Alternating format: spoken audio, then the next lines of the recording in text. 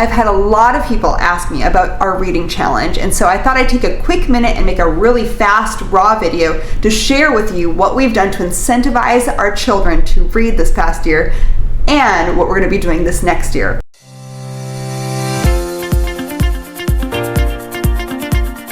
If you follow our channel, then you know that we love to read, like a lot. But getting kids to want to read on their own is sometimes kind of difficult. So I like to create a reading challenge at the beginning of a school year to really encourage and incentivize our kids to really take initiative when it comes to their own reading.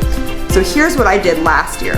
I created a points system for our kids based on their reading level. So my oldest, who's 10, is not going to be getting the same amount of points as my 8-year-old as my 5-year-old who's now reading, okay? But what I did is I created a points value system where for 250 points, they would get an envelope surprise.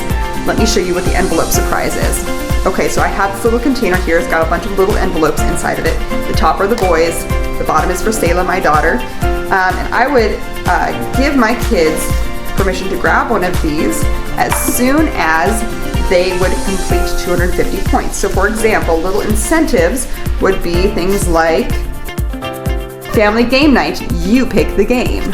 Or, let's see what this one says. Oh, get out of doing any chores for the whole day. That's a great incentive, isn't it? Let's see, what did I have for my daughter? Grab a couple for her here. Grab the top two. I had, smoothie date with mom, or you get a donut for breakfast. That's a treat in our house, not a standard. So all my kids would get this 250 points surprise. So after my kids got 10 of those fun surprise envelopes, they would have earned 2,500 points right here. And so that would be, in this case, an adventure camping with the dad. Lots of fun. So it was a bigger incentive. They've earned 10 envelopes, now they get a big surprise. And so every time they would earn these 10 envelopes, they would get another great surprise. Here they crossed it out because they got it, but I'll show you. They got to go to the trampoline park, or they got to go paddleboarding or do some kind of excursion that they would choose. And the big one was Legoland. Now, disclaimer, we actually took Shane to Legoland for his birthday. So this is going to be changed to another very fun excursion because we just couldn't resist celebrating and spoiling him with his Lego theme on his birthday. So anyways, but this is kind of what we did this past year. Lots of fun. This year we are doing something similar, but it's not exactly the same. So I'm going to actually be giving my kids play money, and they can cash that in for prizes through our reading challenge this year. So for 50 points, they earn $1. For a book report, this is new, they get $5. So I want my kids to do more than just recitation. I actually want them to write down and be able to communicate through words on paper, and maybe even illustrate, especially for the younger one, what they're reading, and maybe like who their favorite character was or what their favorite part of the book was. So being able to communicate that has been a kind of a weak point for my kids, so I want them to be able to grow in that. $1 to read aloud to siblings. This is a great skill, and I really want my kids to develop this. It's actually something that I was not strong in, and I haven't been strong in. I do a lot of reading aloud, but I still need to work in this. So I think it's a great skill for kids to learn early on how to read aloud with voices and character and pauses and dramatic effect. I think that's a really fantastic skill just for life. And then this is new, this is fun. So this is writing and illustrating their own story. I will determine how much play money they get for that based upon a couple different factors. Probably things like the length of the story, the complexity of the story, and the character development of the story, the sequential logical thinking of the story, and the vocabulary that they use. And so all of these factors are really going to be part of how much I give them, and that's going to be just determined by where they're at, how they're growing, how it compares to the last story that they make.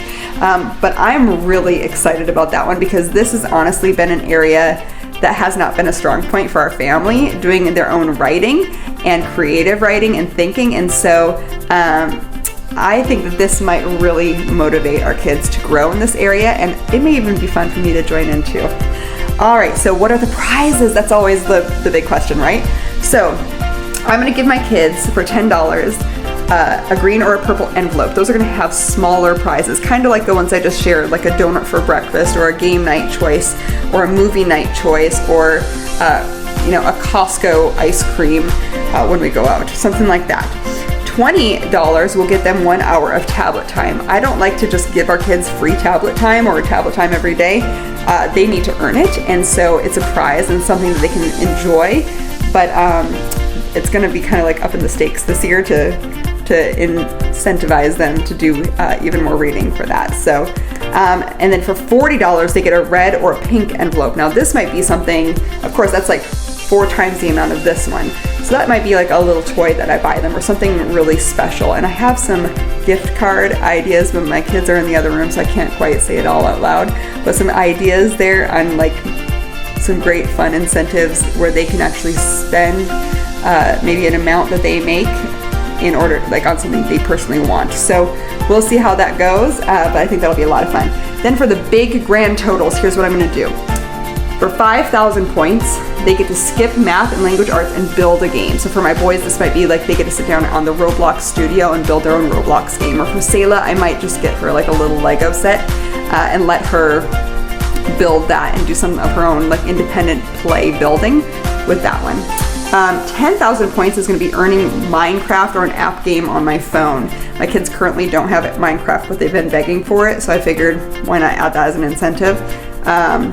Or an app game, like I said, on my phone that they might like to play, like Slither.io or something. 2,500 points would be an adventure of their choice or a subscription box. Now we live in Florida and we get the PEP scholarship, so that allows us to maybe spend a little bit more money on some educational resources. So that's why I added the subscription box. That's just for us, but normally I probably wouldn't pay for that if I didn't have the PEP. And then 50,000 points. This is the big one. This is like Legoland this past year. My kids have a few Lego sets that they have their eyes on that are over $200. And I'm not gonna spend my own money on that right now. Just is what it is. But if they wanna do a major, crazy amount of reading, they can go for that. And I will give them a Lego set up to $200. Okay, that's for like, this will take them literally probably to the end of the year. So this is an example of our reading log. And so inside of here, our kids will write down the book that they have read and then the points associated over here. So for example, this one was 60 points, but the next one was 275 points because that was really a great chapter book. So what we do is we'll add those ones up, and when we get to 250 points, we will circle it and we know that that's been an envelope. However, anything that needs to be carried over, we'll draw an arrow and we'll carry over those points. And that's kind of how we track everything. Then we can just count how many envelopes our kids have gotten by looking for these circles, and that'll tell us when we finally eventually get to the larger point values. The benefit of a reading challenge is that you really can customize your child's education to their level and encourage them to continue to grow.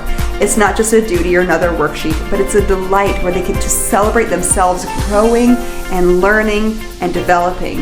And you as a homeschool mom can watch them win at this step by step, stage by stage, book by book. So I highly encourage you to create your own. See if you can design one that your children would love and look forward to.